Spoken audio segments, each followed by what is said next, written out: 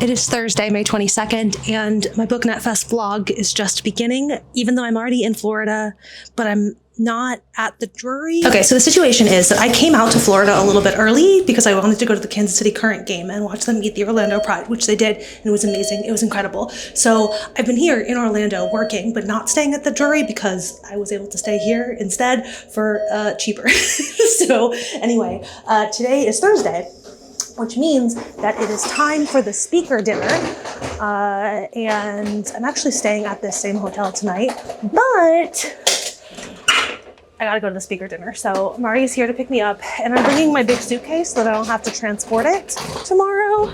If the footage you're about to see is in 2 vlogs, mind your business. Mind your business. Last night, we parted ways. We did. Tragically. You went to a new hotel. It was really dark and scary. It's like 10 minutes away. It's not a good time. But we're reunited. Mm-hmm. I did a whole work day today. Correct. But you have been doing BookNet Fest prep. Some. So we don't get the meeting room until 7 p.m. or 5 p.m. Now. So like there wasn't a lot that we could do. So Sam and I slept in. It's the only day that we were able to This do is so. it. This is the one. This is the one day. And then we went to go get like breakfasty, brunchy, and we had to stop to collect all the things that we printed, like all the signage and everything. So we collected everything we printed. We bought a few more supplies that we needed. We came back and we sat by the pool for a little while. And that was like the whole day. I know it sounds like 4 things, but truly, that was the whole day. You know, a busy day. Came here to pick up some packages and my best friend, and now we have to go like That's me. Set up everything, set up a whole event. And then go get dinner with all the speakers. Yeah, and that will be fun. That will be so fun. So it's going to be like, yay, That's the roller coaster I'm on currently. Don't talk about tax crimes. I'm recording. This is a tax write-off. We have ourselves a message in a bottle. Oh my gosh. Oh my gosh. She's so cute. Oh my gosh. Everyone's adorable. Gracie's an artiste. Deep sigh. It is Friday, May 23rd, which means it is now actually for real time for BookNet Fest. Last night I got back from the speaker dinner and had a couple of work things that I had to finish up because I took today off and just like immediately crashed. I woke up pretty early today, but this morning has somehow like completely gone away from me, and it is now 10 o'clock, which is the time that I was planning to leave by because there's a meet and greet happening over at the Drury starting right now. Like my stuff is kind of all over the place, but it's just a matter of like shoving everything in the bags. It doesn't have to be perfectly contained. It just has to be contained enough that I can get it into a car and over to the other hotel. Some part of how this morning got away from me is that I like clearly just did the most. I'm not even on any panels today. Like I don't know what possessed me. I just was standing in the bathroom and I kept being like, ooh, one more thing. And then while I was packing all my stuff up, I found the little glitter freckles that I had brought with me for the game. And I was like, oh, well, surely I should add those too. And now I look like this, and it's fine. If I had it to do over again, I would make different choices, but these are the choices that I've made and I'm gonna live with them. I still have to glue my new nails on. I didn't want to do that until I was finished packing so that I don't mess them up in that process. And I also haven't recorded Me Made May. Ooh. So anyway, with the truly negative time remaining, I have to finish packing, glue my nails on, record Me Made May, maybe, and check out of the hotel. So, I gotta do that. It's 11:11. I'm at the Drury. I have my nails glued on. I did not record my Me Made May. All things considered, I packed all my stuff up. I grabbed a quick on the go breakfast. I checked out of my hotel. I got the lift over here. I had some rearranging that I had to do once I got here because the shoes that I wanted to wear today were already here. It was a whole thing. I got the nails glued on, whatever. I have accomplished a lot in the last hour. I did completely miss the meet and greet, which ended at 11. But the keynote doesn't start until 11:30. So I'm ready to rock and roll. I have my mask. I have all my stuff for the day. At some point, maybe lunchish, I guess, I might try to go record my little Me Made May, but basically I'm ready to go. I'm really excited because what they have planned for this year is super fun, and I'm just so stoked that I get to see it. So anyway, I gotta go down and do registration so that I can be in my seat and ready to go for the opening keynote. We'll be passing Everybody who's, thank you, first of all. Hello, hi, my name is Lydia. Thank you so much to everybody who's checked in with me today. I've gotten so many, how are you doing? And I don't know if that's because I have the crazy eyes on, or because they're just being kind. But we have had like huge baby mishap, so we're gonna work with it. I mean, and the good news is that like nobody walked into a ball pit, right? If you have ever heard of sentient object romances and this might be familiar in some capacity. And basically she said that she had always loved books like The Hunger Games. She always loved dystopian novels, but always wished that there was like spice in them. So she decided to do that for herself.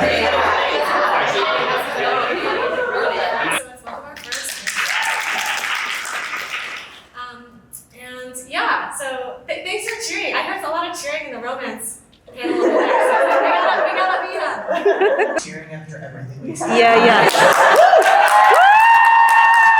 I come to you now looking an absolute mess, and I never want anyone to ever doubt my commitment to Sparkle Motion ever again. Sometimes I doubt your commitment to Sparkle Motion. But I realized that I hadn't posted any sort of updates throughout the day. I think the last thing that I recorded was a panel. Some panel. I'm pretty sure that I didn't get any of the final panel of the day, which was super fun. Honestly, my highlight of the day. Absolute delight. The big open full community panel. What was it called? Reading Between the Algorithms. That was the panel. So anyway, that was a delight. And then after that, we all got dinner. And then it was game night. Oh, but see, okay, so here's the thing. I came back upstairs after food. I was like, I just need to go sit in silence for a minute because there's a lot going on. And I had ate way too much food. So I came and I laid down and I really, truly almost did not get back up again, because I was laying here in this bed, right? And that was great. But I did still have my clothes on. So finally, I mustered the courage to go downstairs to game night. And I missed the very beginning of this trivia game, but just like what I was observing of it was very fun and also a little bit stressful. And that was amazing. And then we played a blob. We were blobs. I don't know what this other game was where we were all blobs, but it was great. Game night, genuinely super, super fun. I did not stick around long after that. A few of us went and just like sat in a hotel room and chatted up until my social battery died. And I said, that's enough for me. And I came back up here and I took a little shower and I put my little pimple stars on my face and brushed my teeth and truly was about to go to bed. And I was like, damn, I gotta do the vlog. So here I am doing the vlog. And now that I've told you all of that, hopefully it's okay if I rest now. Okay? BookNet Fest Day 2. I don't know what I'm recording. We're in the stairwell. Please be careful. The elevator was a situation. We got trapped. We got trapped a little bit because there was another group that was like trying to go down the elevator in front of us. But then I don't know. It was like somehow we were all or none. So 2 elevators came and we did not board them. And so finally we were like, we gotta go. So now that I'm no longer endangering Your life and mine. you know, but man, think of the content. What are we doing right now?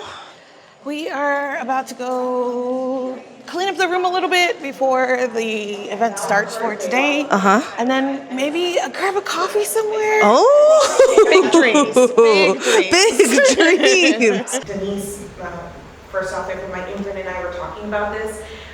She works in like climate spaces, and so she was talking about how like there needs to be a variety of work in order to push us all towards one end goal. Like not everybody can be working on policy. Some people need to do communication. Some people need to do education. And I think that what happens in a lot of times, and especially leftist spaces, is that because we're not all doing the same work, we tend to devalue the work that is being done. And so not everybody who's a content creator and a reviewer is an educator. And maybe that's not your calling. It doesn't have to be. So your approach can be different. It might be not explaining. It might be throwing them into the deep end and saying sink or swim. Or it might be giving them a point of view that they can see through. Everybody has kind of a different approach and a different calling, and you don't have to do all of them. I will educate the hell out of you. I got time to do it. Right? And that's not everybody's approach. Some people use humor. Some people use personal stories. And so like it just is going to depend on what you want your content to be, who you are as a person, and within all of that you need balance, right? Because even me, I have times that I'm like, I'm not doing that. Not today, right? I don't have the space. So it just means finding balance and health for your own self, but also being true to who you are in your content, because we need all of these things together to push people and to push, to shift those paradigms and to push perspectives into one direction. Everybody yelling at everybody is not going to do it. Maybe one person yelling. So, it's going to depend. It's not going to look the same for everybody. I would also say pick your battles. So like, be very cognizant of if someone is coming at you from a very critical point of view, or if someone's really trying to learn about your culture, then you can pick and choose, okay, well, I can have a conversation with this person because they're open-minded and they really want to know, versus, oh, this person's just wanting to make fun of or argue or whatever the case is. Then just kind of pick and choose. That's fair. It gets easier as time goes on. You just keep getting start to asked. block them. I can block them, and it might be the most like innocuous comment, and I'm like, I see you, devil. Yes. Literally a comment or two before they're saying something racist, and I'm like, I clocked you. So it is very difficult at the beginning, but like as you're engaging, you start to really hear they're all parroting the same language, and so you really start to get the undertones of like, oh, this is just a racist, versus maybe this is somebody who doesn't know, and then I can share something. Exactly. Yeah, normally when it starts with genuine question, it's like, I'm ready.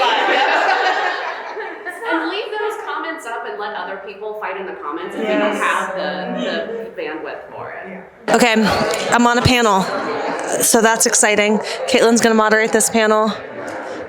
We got pals. We're gonna talk about what are we doing? Fact meets fiction, and we're gonna recommend nonfiction books and talk about how great and fun it is to read nonfiction and how everybody should read more nonfiction, and spread the gospel of nonfiction books.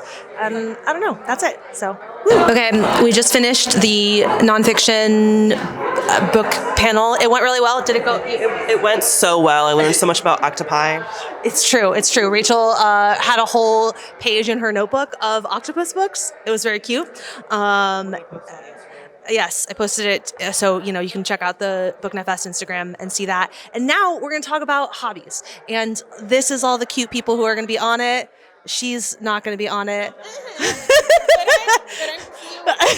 She is cute. That's true.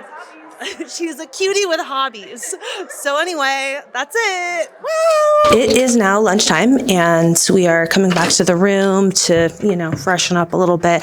I actually don't feel like ordering food again twice in one day. Like I can't do both lunch and dinner. So I'm probably just going to make myself some popcorn. I bought a bag of popcorn. Popcorn's not a meal, you might say. And listen, take it up with my mom. The new Hobby Who Dis panel was the second one I did. So I had two panels back to back, nonfiction and new hobby. And the hobby panel wound up being surprisingly deep. People were crying. Just because, I don't know, it was a lot of we're healing our inner child and breaking generational traumas and grief stuff. I went into that panel thinking that I was just going to talk about sewing stuff. That was the hobby that felt appropriate and relevant. But while we were on the panel, I was like, oh yeah, I also fly planes, casual, just a casual additional thing.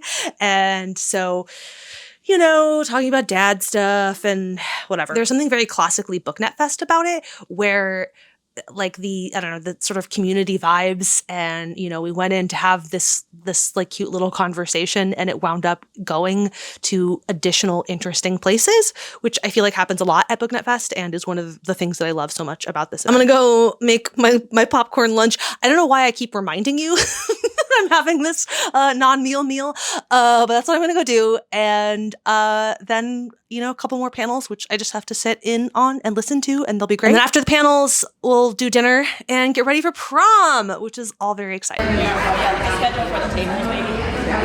Or like you could specify on the website here for this day, or like. Yeah, I don't know if we always know in advance. I think this is really interesting because like at the kind of same time that Sinners was happening, you had like Oathbound come out and how it did not receive the marketing push that it should, considering it is such a best-selling series and really popular. And really, it was the readers who were pushing it. A lot of Black readers were pushing it.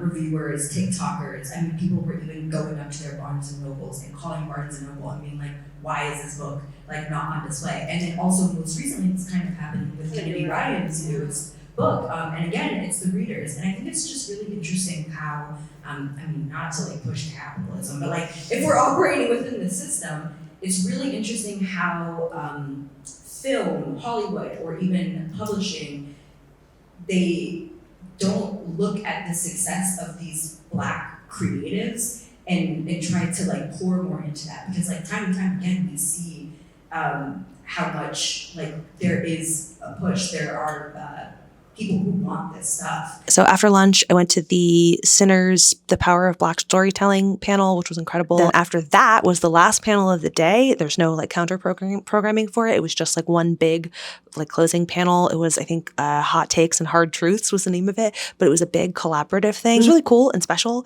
to close out this incredible community-oriented event with this like big open collaborative panel. It was super, super wonderful. One of the highlights of the event for sure. It is 5:15 and I just came back to the room so that I could like sit by myself in silence for a little while. The hotel has like free drinks and snacks and stuff from 5:30 to 7:30, and I would like to go down and enjoy that before prom at 8. I have a hot minute here to take my little nap. It's not really a nap so much as like lying down in silence, lying down and not talking to anybody. So I'm gonna go do that. We're so cutie. We look the cutest. We look the absolute cutest. We're not taking any comments because we know. Because we know the facts, which are the Cuties. Two cuties. Yay.